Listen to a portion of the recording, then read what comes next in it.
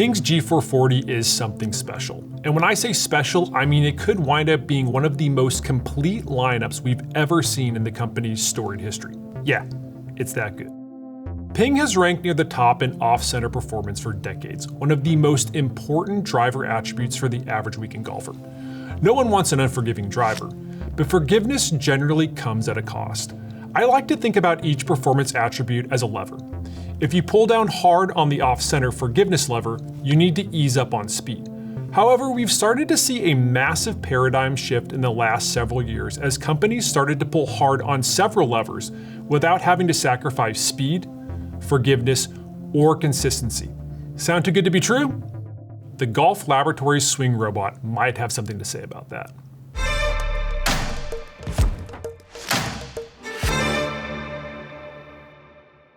The Swing Robot has been delivering insights for 35 years and is used by the USGA, R&A, and nearly every major manufacturer in the industry for club testing.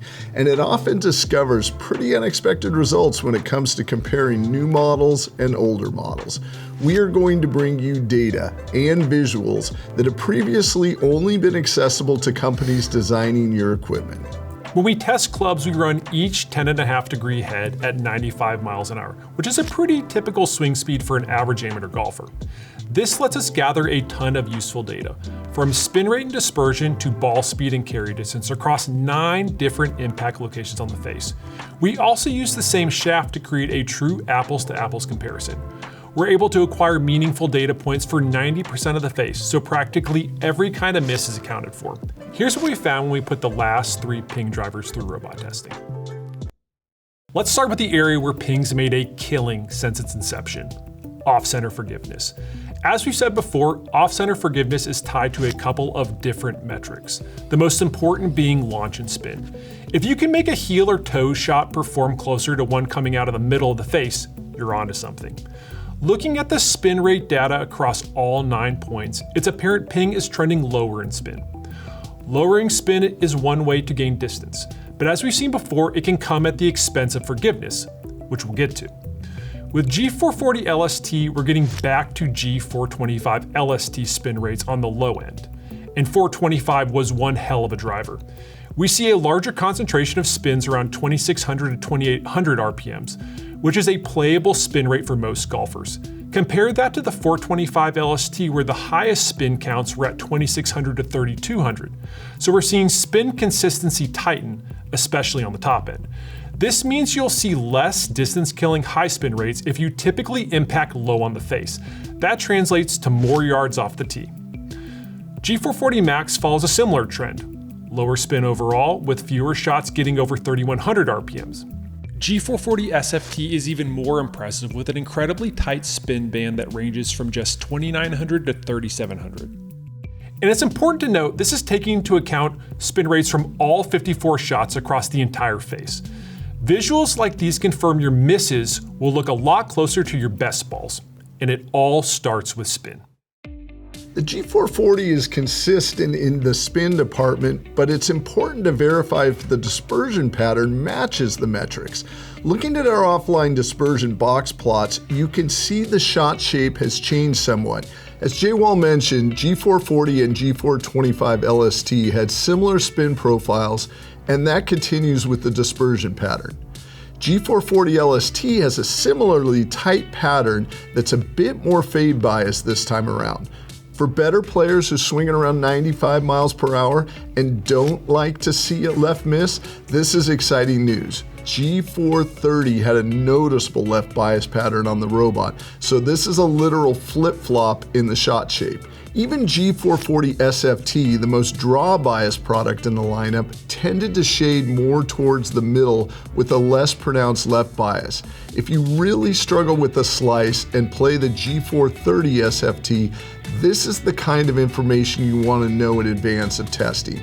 As for G440 Max, it produces straight balls in its sleep. The G425 Max had a nice tight dispersion, but G440 Max takes it to another level. The Max products are always a draw for golfers with inconsistent contact, so you want to see a dispersion pattern with the high concentration of shots winding up just left and right of the center line.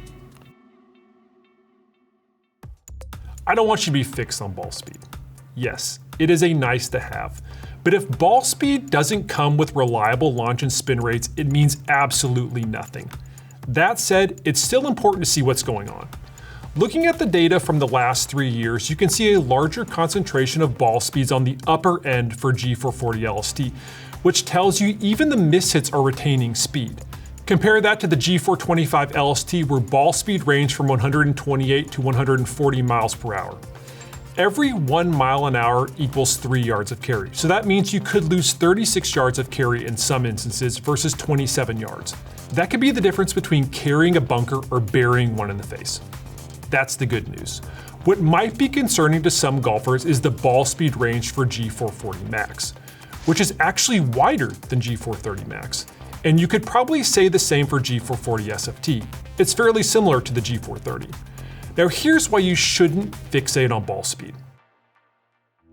Ping's carry visual might be the most impressive chart we've seen. The consistent spin rates and dispersions we saw from all 3 models translate to better distance numbers regardless of where you're hitting it on the face. I'd argue the G440 LST, Ping's low spin driver, is also their most forgiving. That's unusual because typically you're having to sacrifice off-center forgiveness for lower spin and distance, but that isn't the case with this driver. When comparing a center strike to the other 8 mishits on the face, LST registered a carry loss delta of just 6.3 yards. That's better than the Max SFT. And the ultra-stable G430 Max 10K. Drilling deeper into the numbers, high toe misses lost 1.8 yards, while misses low on the face lost less than 10 yards. No doubt about it, G440 LST is an incredibly special driver. All of that information shows up in the carry data. All but 3 of the 54 shots registered a carry distance between 215 and 235 yards. The tighter you can keep the carry numbers, regardless of where it's impacting on the face, the better. And remember, the wider G440 Max spin rate, that doesn't show up in the carry data. The latest Max and SFT have equally tight carry ranges. They register a higher concentration of longer carry distances without a single ball straying from the 4-bar carry band.